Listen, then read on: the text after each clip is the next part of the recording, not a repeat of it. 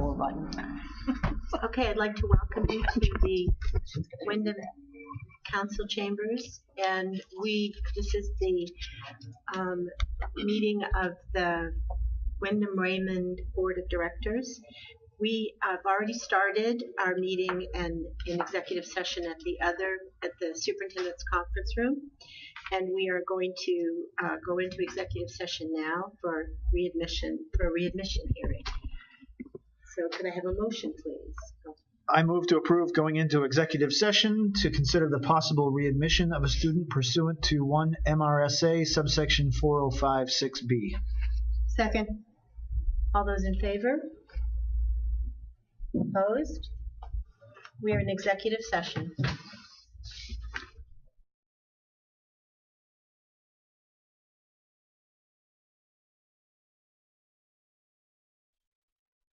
Yeah. Okay, we're out of executive session. Could I have a motion, please? I move to approve the student under consideration be readmitted to school and that the superintendent provide the parents with a written summary of the board's findings. Second. All those in favor? Opposed? The motion carries. You're readmitted. Look, we need to take a break. Does Sandy have? Yes, we need a break. Okay, we're going to take a little break, I guess, or not. We need to pass these back. Thank you, folks. Have a good night. You too.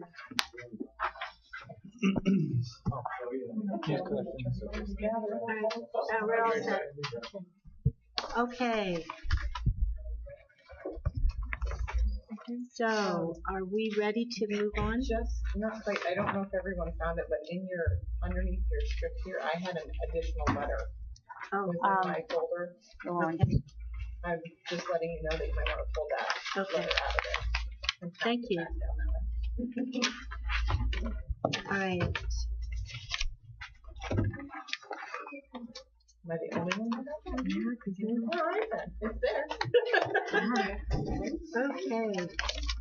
I guess so. I guess you asked us. Well, what can I say? So the next thing is we're waiting for Mr. Drummond to. Is he going to be here? Do we have to just have the motion? Does he need to speak to us? No, I think Yes? this is the one that we Okay. talked about last time. It Right. is. Yes. It is. Okay. So could I have a motion? I move to approve a cooperative wrestling team with Wyndham High School and Gray New Gloucester High School, MSAD 15. Second. All those in favor? It was Dawn. Opposed? It was Dawn. And one abstention? The motion carries.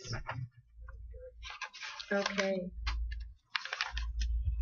And now, could I have a motion to approve the following appointments for the 2018-2019 school year? I move to approve the following appointments for the 2018-19 school year. Jeff Conant, special education teacher, Wyndham High School, with a BA salary of $37,148. Norma Glennon, Latin teacher, Wyndham High School, master's, salary of $63,275. Margaret Rickert, 3/5 English teacher, Wyndham High School, BA, salary of $22,288. Ann Papalo, mathematics teacher, Wyndham High School, TAGS, certificate of advanced graduate study, salary of $69,575. Kathy Gillis, school psychologist, Wyndham High School, master's, salary of $69,472. Shannon Bartash, standards-based teacher, RES, TAGS, certificate of advanced graduate study, salary of $68,825. Second. It's been moved and seconded. All those in favor? Opposed? Motion carries. These are all replacements, right? I'm not sure. Are these replacements? All replacements. Okay. Okay. Could I have a motion about the lease purchase of a school van? I move to authorize the superintendent to enter into the financing agreement for the lease purchase of the awarded bid for one school van through Androscoggin Bank at $29,101.50 at 3.79% fixed, amortized over 3 years at an annual cost of $10,063.51. Should that be in the best interest of the district, pursuant to 20A MRSA subsection 4001(3) in the format presented. And through competitive bidding, Pape Chevrolet of South Portland, Maine is the low responsible bidder for one 2017 Chevrolet Express van in the total amount of $30,190.52. It's been moved and seconded. Any discussion? Could we just hear a brief rationale of what the van is for? Because I remember correctly, this is different than the transportation van. Invite myself up front. Well, why not? So this was actually presented to a previous board back almost a year and a half ago. And back in 2009, Wyndham High School, Wyndham Middle School, Jordan Small Middle School, even some of our elementary schools were the beneficiaries of a CareLim Life Pep grant for a little over $1.2 million. As part of that grant, a tremendous amount of outdoor adventure equipment was purchased, and all of that equipment is used for venture-based programming in our schools and is housed in trailers, and they're meant to actually go places so that kids can experience the outdoors. Since 2009, we have been relying upon an employee's vehicle to transport those trailers to each of those events. And that vehicle was retired this summer. And so this actually has been great for us to be able to find it. Part of the delay in this is a very difficult, this is a one-of-a-kind vehicle. The reason why is that when the Department of Transportation looks at a van, they look at anything over 10 passengers as something that should be placarded as a school bus with all the school bus safety features. And for those of you who just purchased a minibus last year, that puts you up in the $50,000 range. So what was found was an 8-passenger, 1-ton van, which is capable of hauling all the equipment that we have, as well as transporting students. So it'll be used for venture-based programming, as well as outing club activities for Wyndham High School. So it's currently in Littleton, New Hampshire. On a board vote tonight, it'll be transported to Pape Chevrolet for inspection on Friday, and as long as it's going to meet all of our needs and things, then we'll give the go-ahead at that point. But it's been a year and a half trying to find this as a proverbial needle in a haystack, find a vehicle that will meet the programming needs of our high school folks. Thank you. Any other questions or discussion? Okay, if we're ready to vote, all those in favor? Opposed? Motion carries. Okay, now we'll have the report of the secretary to approve the minutes. Could we have Pete, have you looked at the minutes? I have. Please tell us. I'll make the motion. Let's do it. I move to approve the revised minutes of the June 27, 2018 meeting. Second. All those in favor? Okay, motion carries. Oops, you abstained, I'm sorry. Okay. And we have a further motion? I move to approve the minutes of the August 15th, 2018 meeting. Second. Been moved and seconded. Any discussion? All those in favor? Opposed? Abstain. Abstained? Motion carries. Okay. And we now have committee reports. Finance Committee. Finance Committee met last week. Had 3 items on the agenda. One was discussion of the proposed lease, or the lease that was being negotiated, how we wanted to address the first year costs of that potential lease for the shared maintenance facility, based on a presentation by Mr. Howell. We came up with a recommendation which we will share in due time. Second item was the bus, the van that we just discussed. And Oh, and the third item was the potential boiler replacement needed for the high school. Okay. And I'll circulate those minutes in due order. Okay. Facilities? Facilities has not met yet. Plan on reaching out here probably tomorrow. Talk about that boiler.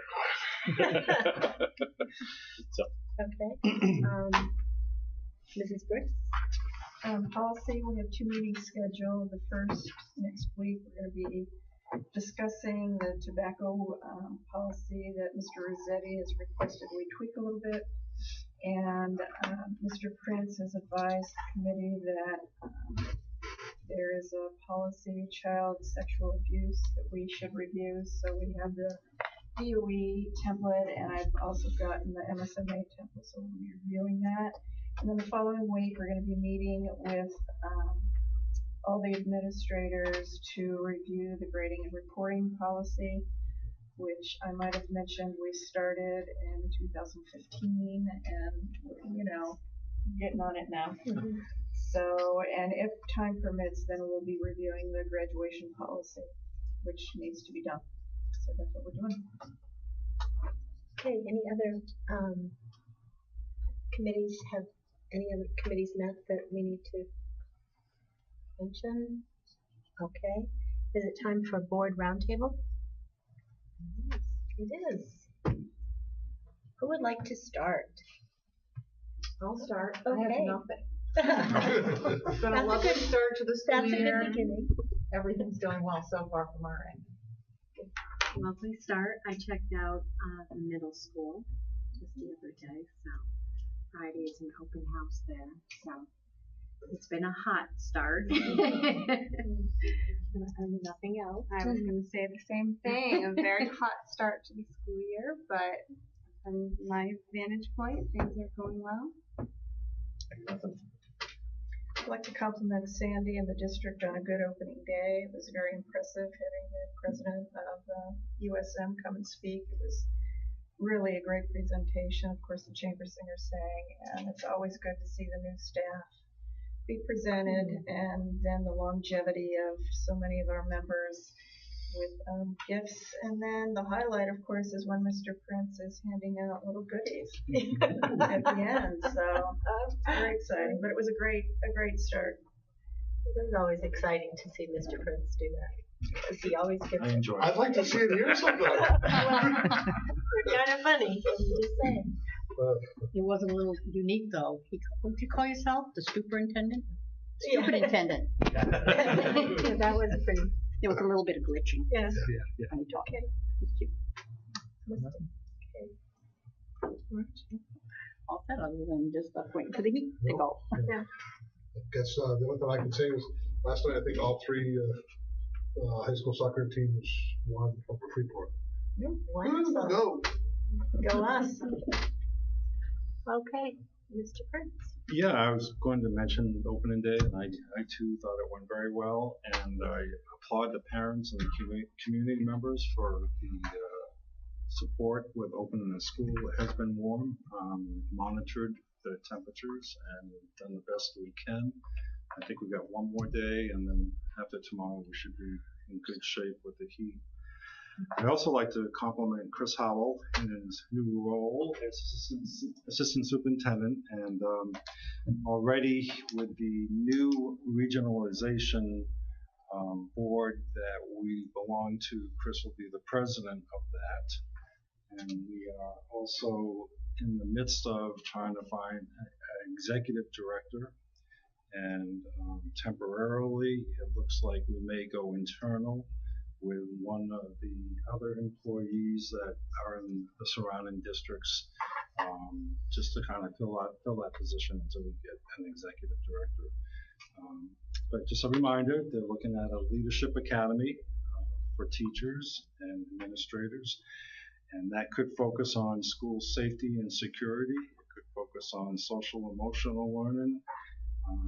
It's very open to what that academy could focus on. So it's a really an exciting opportunity this year to regionalize with over 10 districts, Cumberland County, and we're just starting to get organized and get up and running. So I'm pleased to report that so far things look good with that. That's wonderful. Marge? Just a quick question, because I kind of got lost in this. I know what the regionalization committee was. What about the SEA, or SEA 1 or 2, or whatever we were calling it before? Are they together now, or? Yeah, it's all kind of mixed together. Thank you. Yeah, it's a good question. 2.0. It was something, I forget.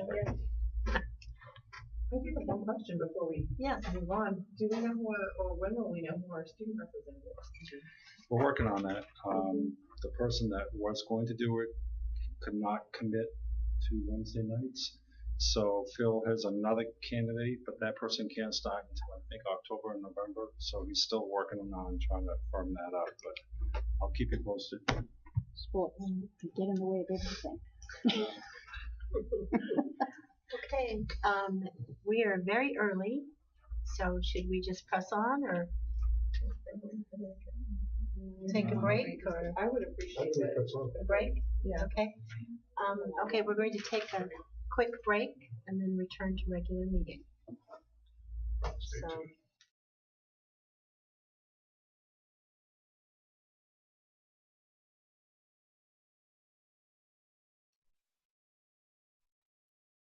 Yeah.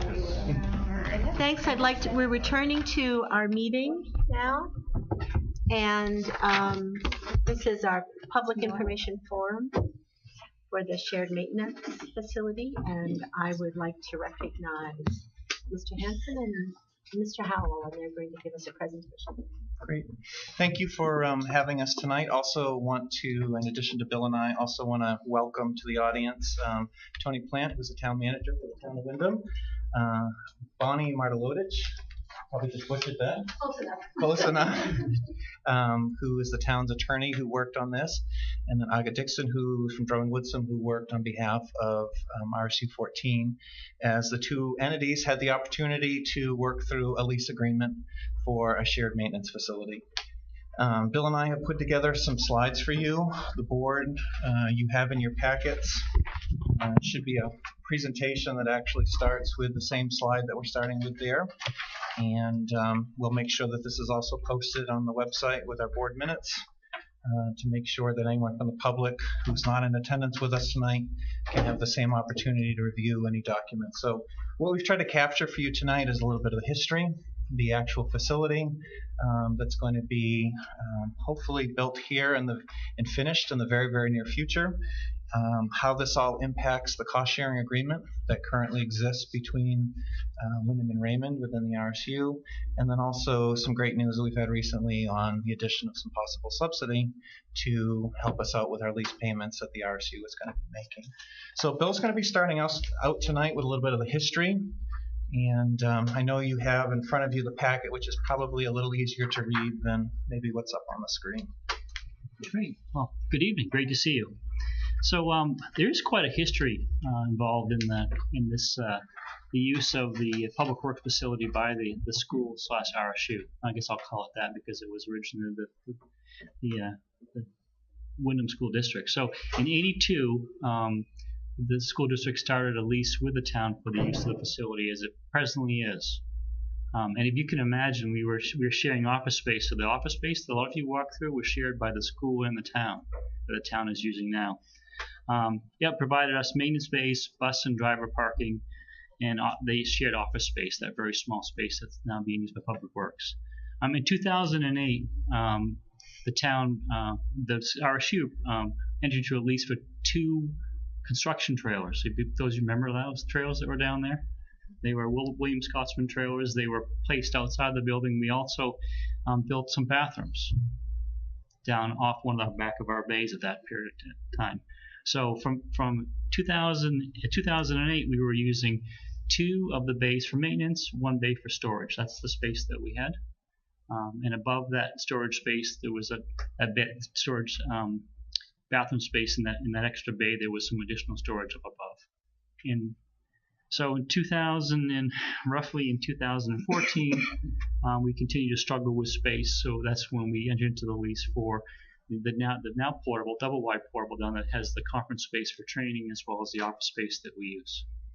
Okay. So both of the leases for the office building was in addition to the lease that we had with the town for the space. That's what we carried in our budget. Okay. And as you're aware, in the fall of 2017, the town was successful in getting a referendum approved to build a new facility.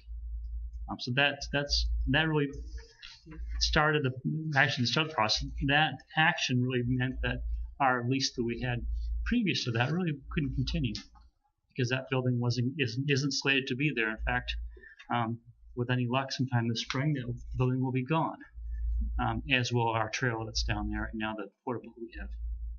So the good news is that this new facility provides a space and cold storage that we don't have presently. So that is the good news. So we look at the due diligence that we worked on in this. If you look at our fleet of vehicles that we do store in Windham, you're talking 27 buses, 15 vans, and then with that, think about the drivers that have to come to drive those, because if they're not autonomous, maybe someday we can get there, but we're not there now.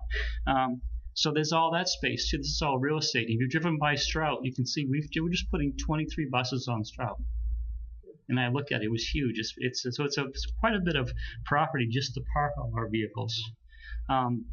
So that's one of the things you look at is a lot of vehicles. Again, 81% of our students that go to the RSU are from Windham. 19% reside in Raymond. So really, our population of the RSU really is in Windham. And we did do a comparable study if we were to build it ourselves. And you were looking at the time right around 3.1 million, and PDT was the one who did the study for us, so we've done most of our work. And that was based off a couple things: the current construction costs, but they also had recently built a similar facility for Lakes Region. So they had some pretty good data to go off of what the real costs were going to be. That didn't include land. Didn't include permitting, and those of you who've been working with me with permitting for the site work at RES and also at the primary school, permitting is a whole huge process in itself. It can take, basically, I'll tell you it's going to be a year, and if you hurry, it's going to be a year. So that's kind of where you're at with that. So that's kind of the due diligence that was done. And it was great in that the town really did involve the RSU in the planning and programming for the building. If you look back at 2015, the town came to us and said, this is the direction we want to move in. It would impact you. We have a new building. Let's figure out what we really need. That was great that the RSU had a school board member as well as Mike Kelly and myself as a representation on, actually two school board members as well as Mike Kelly and myself representing the school. So our interests and needs were programmed into the building so that it's going to meet our needs now and for the foreseeable future. So the nice thing is it wasn't at least here's the building, you have to work with it. It was what do you need, what's working into it, so the design was there. So that really was, I think, a really nice process to go through.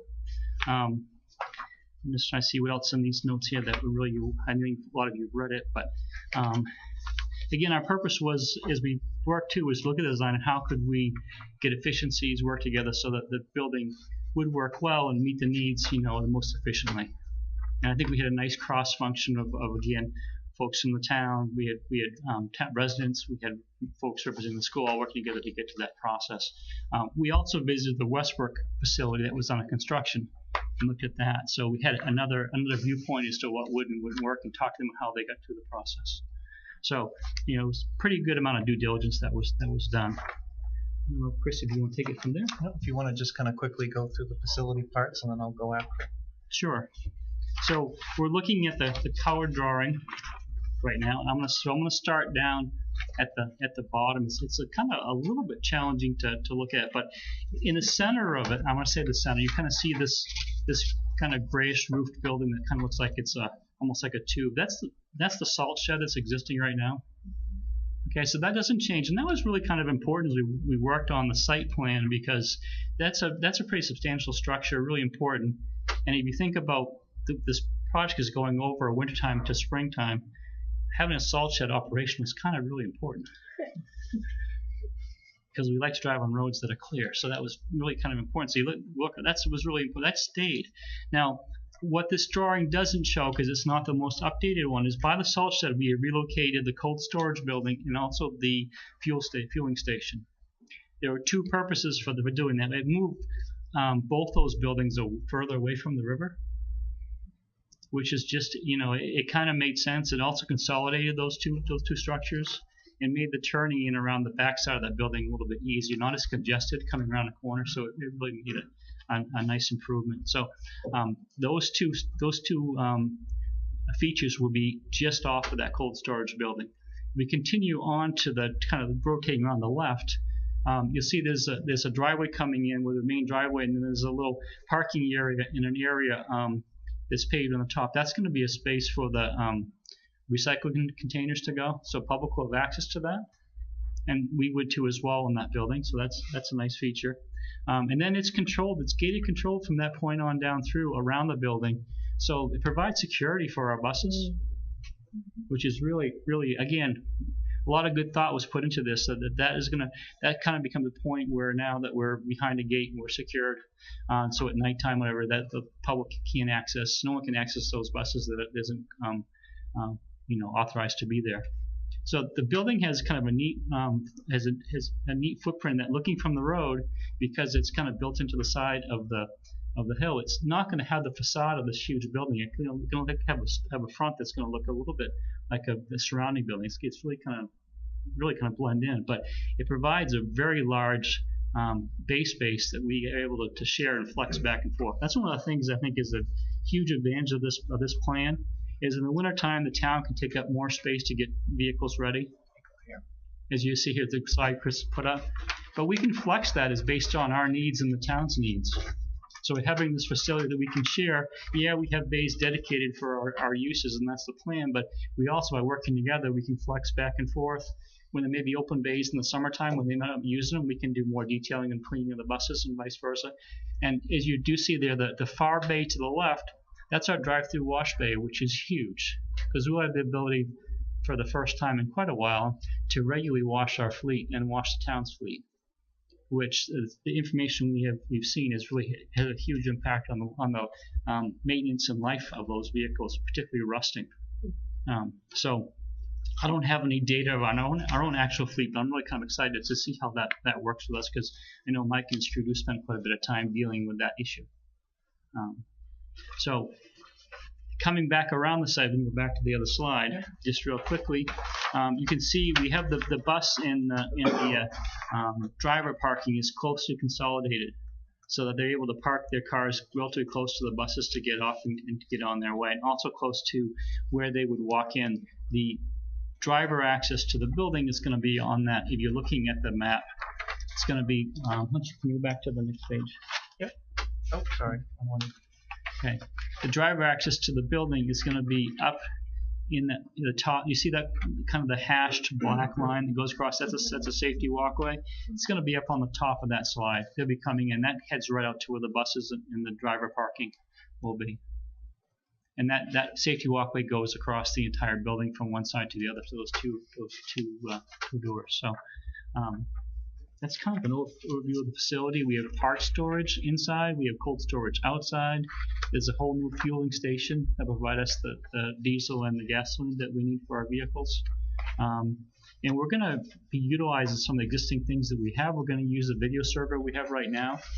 In our trail, we're going to bring the video server and the video cameras we have now over into the new building. So that will save us time. I mean, they were new this past year, so they'll save us that purchase. We're planning on repurposing the phone system we took out of primary school. So we are doing some things to try to keep our costs down as we move forward, using some resources we got that are still in good shape. So the maps that the board has within their packets, and again, we'll get those up on the website, but they kind of denote out what the different spaces are and some of their shared uses.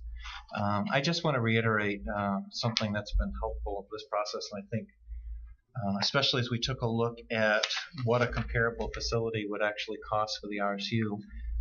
if we were to actually go out on our own, we couldn't do a comparable facility to what we actually have access to, because this facility on our own would be a smaller facility with just a couple bays. And having the opportunity to work with Mr. Plant and also having a chance to kind of even talk through the facility, one thing that became very apparent is that we are two entities that are servicing the same group of people, and through a shared way. And so part of this is also, if the town has greater need, the extent that we can free up space, and to the extent that we have greater need, the town can free up space. And it's kind of a give and take with a larger facility. And so unlike if we were on a small facility on our own, we wouldn't necessarily have that overflow or backup space, and we'd be relying upon either individual dealerships to be able to help us with our work, or we'd be having to subcontract to other towns in order to be able to take care of that. So part of consolidating and part of also developing a shared facility is that you also have shared opportunities. I also think that this kind of brings itself to light also, and as you look through the agreement, even the shared use of some of the tools that are available, as well as shared use of some of the equipment that's necessary to be able to maintain really a heavy fleet, would be shared, and also has the opportunity for some shared purchasing that happens into the future. Where again, if as an RSU board you decided that we needed to go off and do this ourselves, we would have to duplicate a whole new set of equipment in order to be able to do that facility. So I know some of the questions that have been swirling around and some of the pieces, and I know this is where I think there's probably the most interest that might be from the public as far as what does this all mean for our lease agreement, and what is this going to mean going forward. So we're looking at the agreement as a 40-year agreement between the RSU 14 and the town of Windham.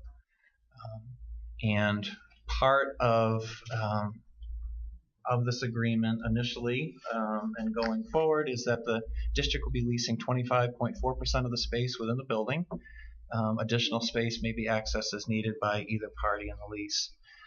And just so the public knows, that way that 25-75 was established is that when the planning committee and the building committee got together, they looked at what percentage of the space would be, if you took dedicated space, what percentage of that would be RSU only, and what percentage of that would be public works only, and then divided up the common spaces amongst that. So throughout the lease, we'll be having 25% of the dedicated space, 75% will be public works, and then of the shared space, which everyone will have access to, there would be our share of that would be 25%. In addition to that, which I think you saw on the outside map, there's additional space for bus driver parking. All have been established on the outside of the building, and addition 25% of a 3,000 square foot cold storage building. And think of cold storage as those large parts that don't necessarily fit in a small parts room. So all the tires that we constantly are replacing because the number of vehicles that we're doing, as well as we have spare bus panels that when a bus panel rots out and we need to include a piece, it's not a small piece to store, and so those things would be there as well. So the lease, the way it's set, and if you look there at that bottom point, set at 25.4% of the total project cost for a duration of 20 years. For the following 20 years, the lease will be set at $1 per year. In addition to this, and I thought I had popped a slide in, but on this version I didn't, but you have it in yours. In addition, there will be an operating cost budget that will be established for this building. Part of the reason why we don't have a fixed operating cost or a facility operating cost right now is that we've not actually run this building yet. It's not happened, and so once we have that, it's up to the town manager by January 15th to work with the RSU 14 board as to here's what the operating cost is going to be. We'll be looking at paying that in arrears, and basically at that point looking at an actual cost in the future of what it's going to take to run this facility. And there's still some components that we're going to need to spend some time with, which is custodial services, some of the waste pieces where we've been managing some of these things separately. How do we start to consolidate those services so again that we're not duplicating. So on your next slide, and it's very, very small, I know, for the public, and again we'll get this, the cost of the building is $9.3 million. That's what the town of Wyndham was going to be going out to bond. The interest over the 20 years is $3.6 million, so the total cost of the project is going to be $12.9 million. Of that, over the course of this lease agreement, the RSU 14 portion is going to be roughly $3.2 million. This is not a fixed number because the bonds have not been sold for this. This is just a rent estimate at this moment as to what's going to actually be the cost over the life of this. And just to kind of give the board a point of reference, so that's the $3.2 million over the extent of this agreement. Just to kind of give you a point of perspective, over that time, assuming a 1.5% increase in our budget, when over the time period here, the RSU board will be most likely spending close to $2.5 billion on educating our students over the time frame at which this $3.2 million is paid. So just to kind of give you a perspective of the cost that's here. The other thing that kind of perspective for cost is that our total payment, lease payment over this time is going to run about $3.2 million. If we were to, again, to go off and do our own facility, it would be $3.1 million plus purchase of commercial land plus the permitting process, and that doesn't include the interest over the life of a 20-year bond. So the significant savings here in being able to join in with another facility in order to be able to create this facility.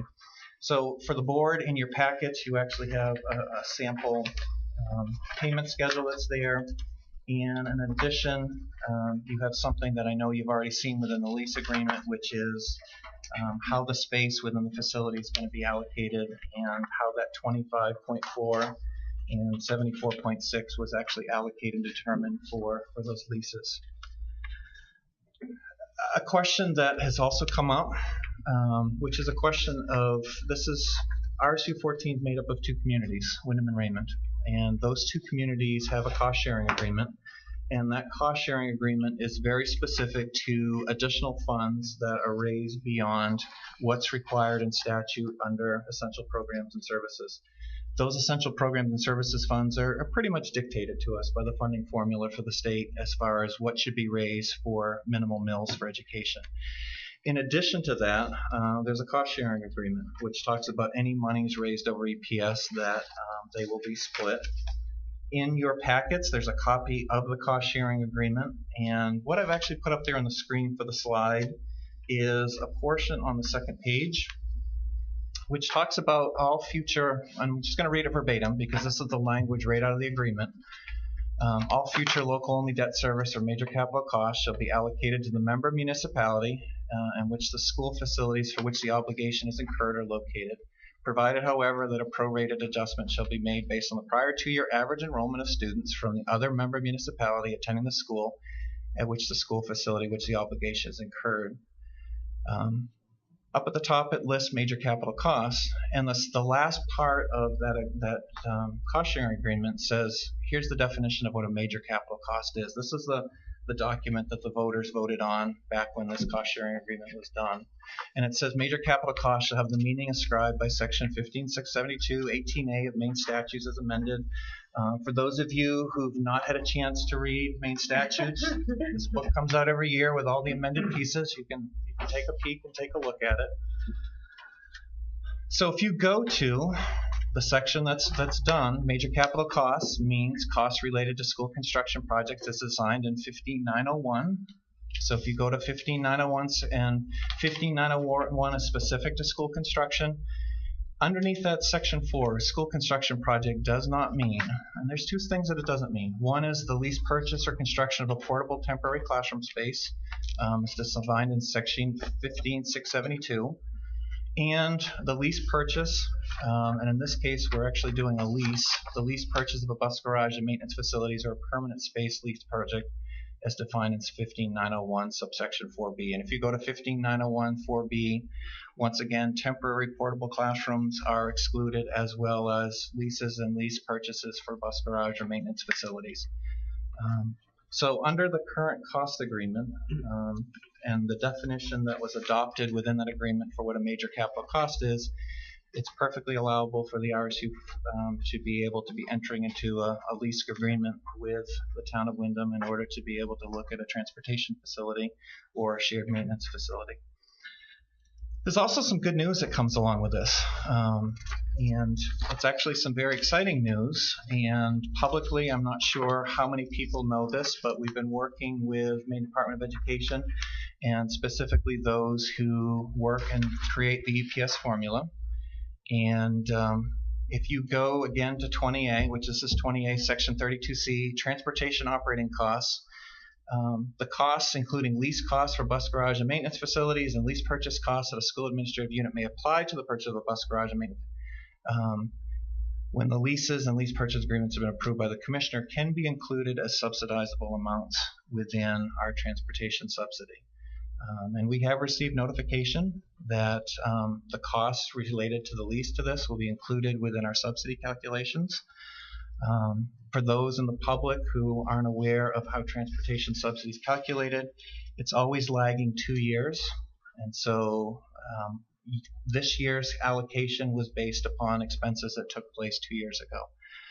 And so subsidy that we receive towards the lease payments that we're making as part of our transportation costs in 2021, because we're in budget year 19, we'll start to see some of the benefits of additional subsidy from the state towards those lease payments. So at this point, we're happy to take some questions that you might have, or if there's any additional information that you feel that the board needs and related to this process. I've only been working on this for the last 2 months. I know Don, my predecessor, was working on this for far longer than I have been, and so I know it's a discussion that's been taking place for quite a while. And also, Aga and Bonnie are here as well, and Tony, to answer any questions or to make statements as they feel necessary in relation to this. I have a quick question for you, Chris. Can you just share, did we look into any existing properties or facilities in both towns as far as where we could go for bus storage, things like that? Is there anything existing that could accommodate us?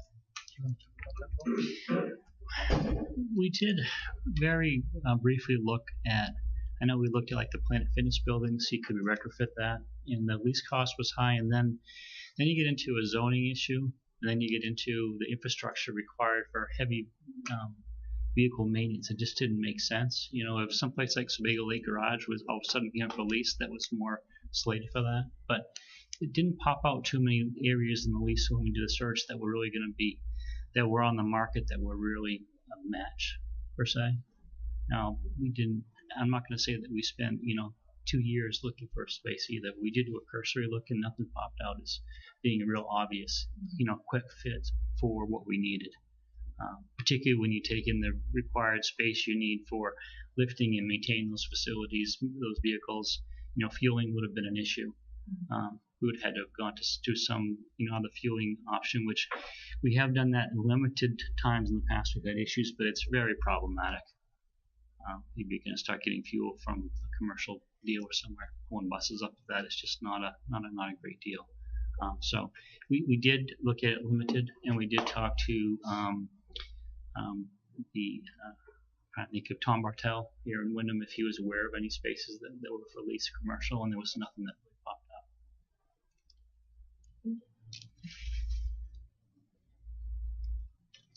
Any questions? I don't have a question, but I've been watching briefly the whole study and the way that the town and Scott and you and yourself have spent time on this. It really was a lot of work, and I think it makes a lot of sense just to be able to, for both sides. I'm a resident, so both sides are, I'm on both sides, and it just makes a lot of sense. And we definitely needed a new facility for the school district. I mean, we were running out of space. We were running out of a good environment for the drivers. It was time. So thank you for making it the least expensive way to go about it, and maybe the best bang for the buck. The buses that are currently stored in Raymond, I assume we're going to continue to be stored in Raymond. But I'm also making the assumption that having a facility like this is going to allow for us to have a little bit better maintenance of those vehicles.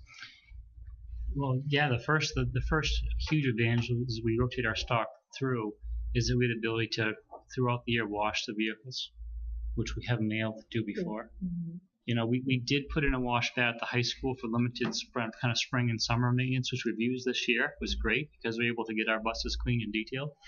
But really, it doesn't really work real well when it's cold outside. This is a drive-through. I mean, it's not automatic. You drive it in and clean it and get out, but it is a drive-through wash station. So that should really help our fleet, the entire fleet. And the facility Mike's intention uses is not just for the Wyndham vehicles. It's for our entire fleet. Let me be clear about that, because it's our fleet, and we're going to maintain it to our best of our ability. And if you look, you know, as we get new buses, the new buses are kind of split between Wyndham and Raymond. I don't know if I think there's at least one new bus up in Raymond this year. If you noticed that, so you know the intention is to maintain our fleet and make sure that it's safe and ready to go to the best of our ability. So it would be all the buses, and because we do the transfer of students from Mill Street down here, there's an opportunity that we have to swap buses around as we have to bring one out to clean and take care of it. So I know that Mike's working on that plan. I think just another piece to that is that, and I'm not a bus expert, so I don't even claim to be, but through the bus seminars that I've attended, what tends to destroy buses are not necessarily the frames, but they're smaller cross members that actually go across the frame and actually attach the body to, and those are typically what rust out. And the best preventive maintenance for that is a combination of making sure there's a good undercoating, but then also making sure that they're regularly washed so that salt and other brine that's put on during the winter months is actually taken care of. I think another thing to remind the public is that unlike other districts who actually do not own their bus fleet and are subbing that out to an individual transportation company, you've invested close to $2.7 million in rolling stock that you currently own that you need to maintain, because the way the bus program works, if I remember correctly, we can't even apply to the state for subsidy unless a bus has over 140,000 miles on it and is 10 years old. And so we need to make sure that these things are very, very well maintained, because honestly, they do the most important feature, which is keeping our kids safe, going back and forth on a day in, day out basis. And in addition to all the different bus runs, for those of you who are familiar with our athletic programs, we have additional bus runs that are going all across the state. In addition, and I'd have to go back to my original numbers, but due to special education requirements, we've also purchased a number of vans over the past number of years, and important that we have a facility that we're maintaining those and keeping those running. And I guess the bottom line, and I guess this is the piece I'd end with in the public, is that we have to do a facility. We don't have a choice, our current facility. And we were receiving a very generous lease on that facility for a number of years, and that lease is up. And so at this point, we need to find a lease for the least amount of money for the greatest amount of facility. And I don't see where we could recommend another option at this moment, given where we are, the time, and the cost of doing a comparable facility. I wish that I could. And I would note that it's $3.2 million over 20 years in terms of the fixed rent, which sounds like a lot, but I don't look at it that way. I look at it as $3.2 million over 40 years, because those second 20 years is where the benefit comes to the district. So I mean, I would spread that out over 40 years if I was looking at it on an annual basis. Good point. Can you tell us when we expect to move in?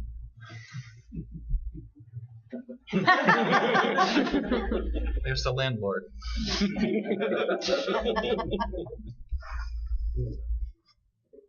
If I may, I think that question's for me. For those of you who don't know, I'm Tony Plant. I'm the Wyndham Town Manager. If I could just take a moment with your permission, I'd like to recognize and thank the contributions of Kate Bricks and Scott McLean to the joint project team, which helped develop the concept and communicate it to the public. And I'm sure they did plenty to communicate back to you. Also the contributions of Bill Hansen and Mike Kelly to the ongoing building team as well as the joint project team. Sandy, Don Davis, and now Chris Howell. We've been a good team talking through the issues, making sure we kept our eye on what the end goal was to provide a facility that served both the town and the school district. We've been doing this now for going on 40 years. And, from the time when it was the Wyndham School Department, as was mentioned earlier, we have a facility, we have a location that serves us well. The facility we have has served the community for a long time. It's met our needs. The community has grown and changed.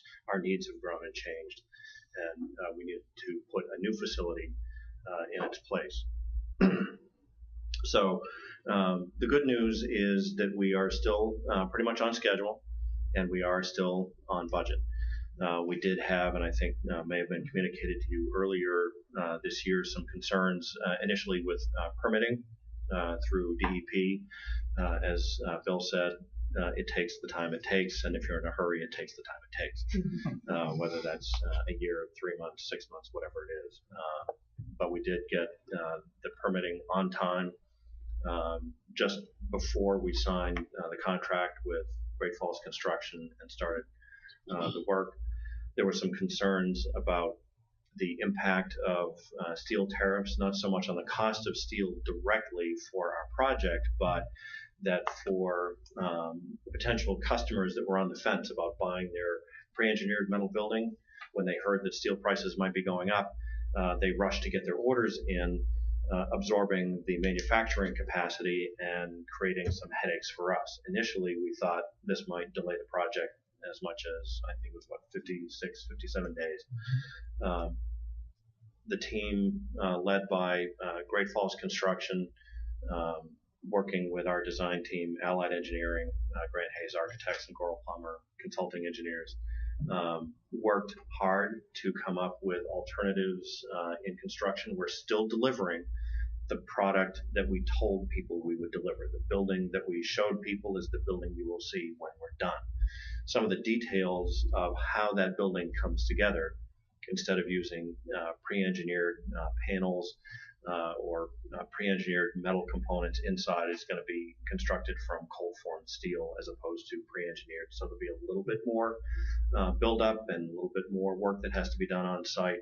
But overall, the cost difference is negligible, and that's, again, largely due to the changes in design. We have a contingency allowance in the project, and I know the question initially was timetable, but soon to follow, I'm sure, is how are we doing on cost? How are we doing on budget? We have had a number of change orders, but we're still well within our contingency allowance. We've begun purchasing equipment for the building, the lifts in particular, but some other equipment for the building. We're going to be moving on into other fixtures and furnishings. The offer on the part of the school district to repurpose a perfectly functional phone system from the primary school will help save us some money, and the conversations I've had with Bill and with Bob Hickey, with your head of your IT operation, is at some point in the next year or so, our plan is to, or at least to look at jointly bidding out a phone system to serve both the district and the town, again, to make use of those economies of scale. So we're making use of assets we already own. We've managed to keep the project on schedule, on budget, and I think in the end we will deliver the value that we told Wyndham voters and Wyndham and Raymond taxpayers that we would. I think in the presentation, Bill and Chris made an excellent point about the cost of building your own facility. You had PDT architects look at it. The estimate, not including land costs, was $3.1 million.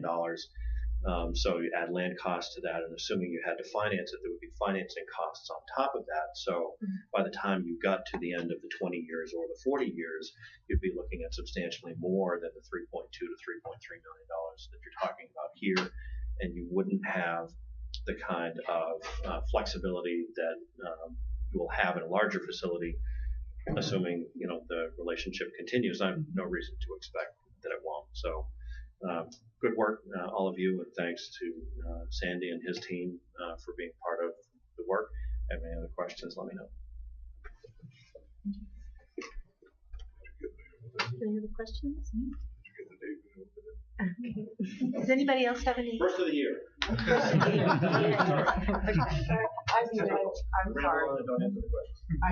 I think that I spent my first year and a half on the board a little deer in the headlights, so I have some questions to kind of catch me up to speed, and I apologize if it's repetitive. One of the things I think we hear in Raymond is, well, what about space we have in Raymond? So can you speak to that a little bit? Did you look at space available in Raymond? Are you talking about the existing Public Works building? Yeah, that Okay, and yeah, any yeah. other opportunities. Yeah. The existing Public Works building, we used to use 2 bays up there when actually we'll go way back when it was Raymond that used 2 bays, and then when the RSU took over, it was short before I got here, we were using 2 bays, and shortly after 2009 we consolidated all our operations to Wyndham. The 2 bays that are there are very similar to the current existing facility we have now as far as depth and height. The bays are there's one bay that's 49 feet long. Our bays here are 50.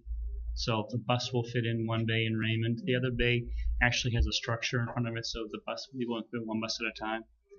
So you can do some service up there. We consolidate our mechanics and all our parts and stuff to one site just to improve efficiencies.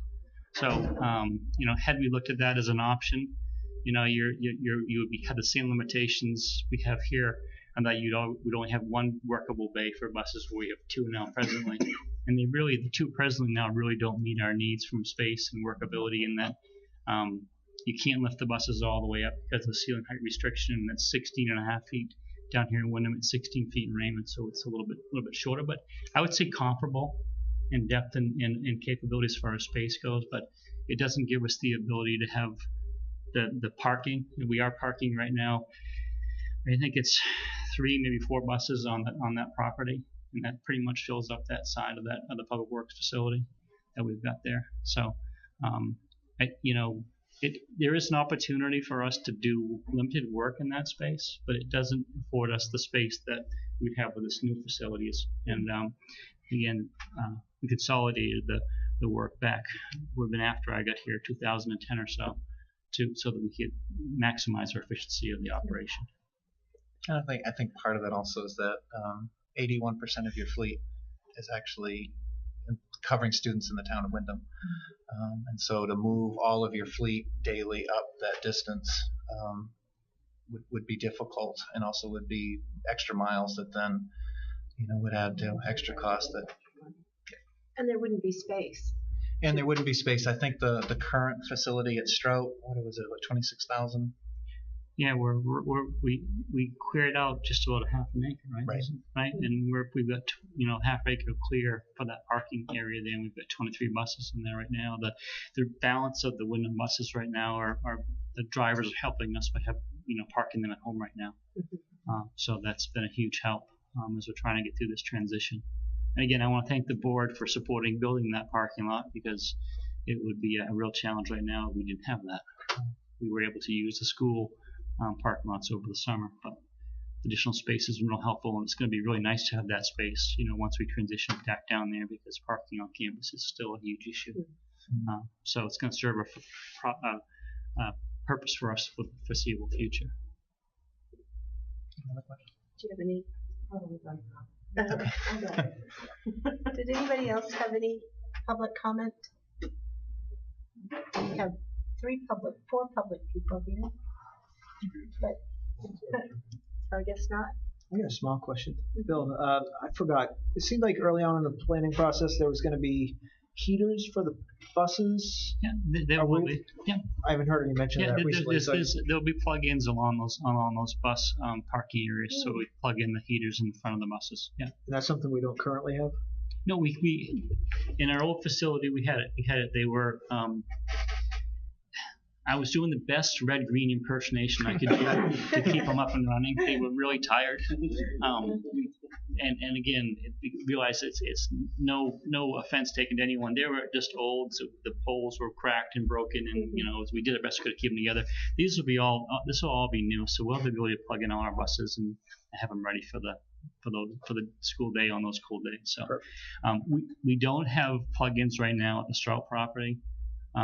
We did put in an electrical panel capable of adding the plug-in should we need to, should there be a delay.